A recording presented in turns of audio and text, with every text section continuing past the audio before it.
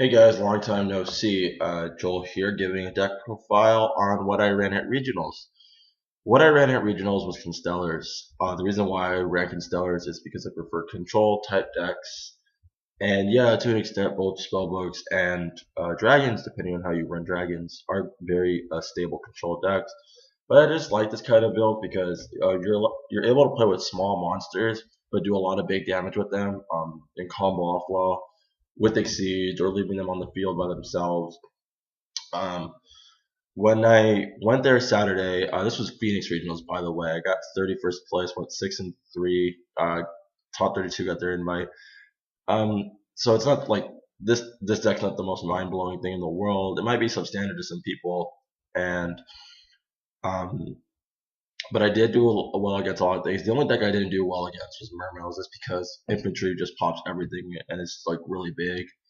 Our regionals wasn't also very big. It was like almost a dozen, maybe 2 dozen away from 300. So it was a small regionals. But then again, LA had their regionals too in the same weekend, so that's probably where a lot of the players went. And obviously, we all know LA regionals just get big. So I ran this, and other than like one dragon matchup, I did beat the other two. I played three, I guess.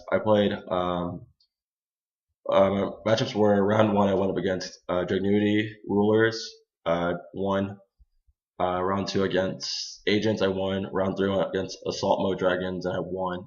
Round four went against. I guess I did go against multiple dragons. I went against like Blue Eyes Dragons, and I beat that. Then I lost to Mermills. Then I lost to Dragons.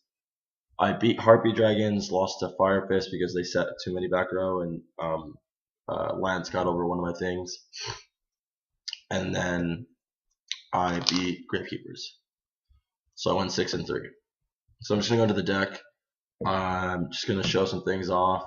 Um, Maybe explain the things that people might not tend to like see in normal decks, and then I'll go inside extra, and that'll be all. All right, let's go. All right, so I'm not gonna explain any of these. These three cards are just pretty like substandard, obviously, in like every deck. Um, just like this late game is obviously like the best card, and then like the bit because they get under Valor, the Pollux gets under Valor, gets under Scale Drain, it gets under Maxi, so like you can push in big with like small monsters and like control the board. I played double Algetti because with three I was drawing them a lot, and yeah, you can like special and like special or normal special this, but like if they have Maxi, that's one card they're gonna draw, and in Yu-Gi-Oh, one card really does make a lot of difference. So like you don't want to help them do that. I always sided one out anyways, so like if anything, I was gonna end up siding two out. But by themselves or with two is fine. I never end up drawing multiple of them. But I did get Max Seed once. Luckily, I just stopped after the special summon, so he only drew one. But yeah, I'm only playing two. I've seen some builds with one, I've seen builds with none, and I've seen builds with three. So it's obviously preference. And then double Sheraton. When if you're going first, obviously you have to play two of them. If you're going second, you side one out because if you draw it, then that could have been something else you could have drawn into. I still play double bear because it gets rid of like the pesky monsters in the field, especially with the tanky. So like if they have like a big eye or something that's just like gonna like rampage you, or if they have like one monster like a Crimson Blade or anything like that, you just like summon, pop, and then like hit, and then like get the tanky. Double Maxi because I wasn't playing Vanity's Emptiness, and it's like obviously a good draw. Against Evil Sworn, it's pretty dead actually, but against everything else, like you just keep drawing extra cards. Honest and Thunder King are the one-ofs, obviously staple. Spells, double duality, just because you're able to normal summon Pollux and Sombre, these help, and then like if you need to get key pieces to protect your field or start your field, these obviously come in. Triple MST because Ravine's a big card, and end turn Dragon or end turn MST and Dragon cards is really big too, especially if you hit like return from different dimension. Double Tanky because it searches 5 monsters. Book, Rhoda, and Dark. Stables. Traps. Triple Fiendish Chain is really good, better than Valor. Double Deep Prison because Stardust is a fucking thing. and double mirror force for punishing bad players. And then the one-ups are warning, compulse, bottomless, the trap stun, which got in so many times. If you trap stun, return from different dimension, you almost have game because now you can just do whatever you want. And people Iron Wall in the main deck. Other than Sombre, you just and then like Sombre, bottomless, and deep prison get affected.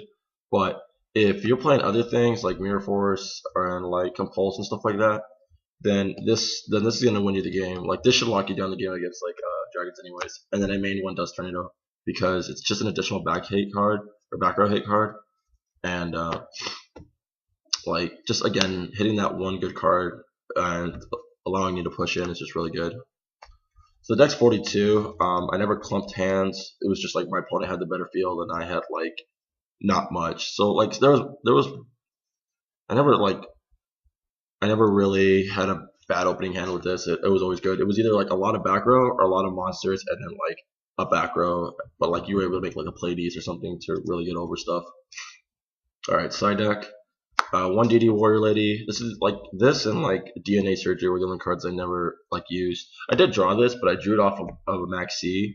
So like I was basically just garnering up cards from Maxi. So like plus I already had like a field that was gonna like help me. Double E-Virus. This was like a last minute thing. Well, it was at 1 and then it buffed to 2 because I felt like I was gonna play dragons.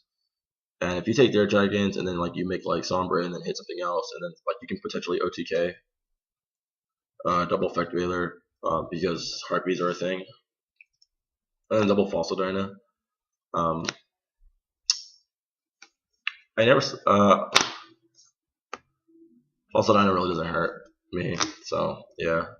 DNA Surgery I mentioned before that I never got it, never cited it in, I never had a reason to. Double Overworked, which I sided against Fire Fist, Harpies, and Gravekeepers. Was that against anything else? No, that's pretty much it. I sided against those 3 matchups, just because their the field spell gives them boost, and then obviously Fire Fist. Double Gozer match, again, it's another thing that just wrecks dragons, like especially when they're like going off and then like you flip Gozer match, it becomes like a mirror force kind of, or like a torrential. You just hit everything on the field except for the one card they want to keep. And then the last 2 cards are basically the double, just the additional Dust Tornado, Imperial Iron Wall. Extra deck. I didn't play Shark Fortress. I don't know how people think about that, or what people think about that. I just don't like Shark Fortress in general, so yeah.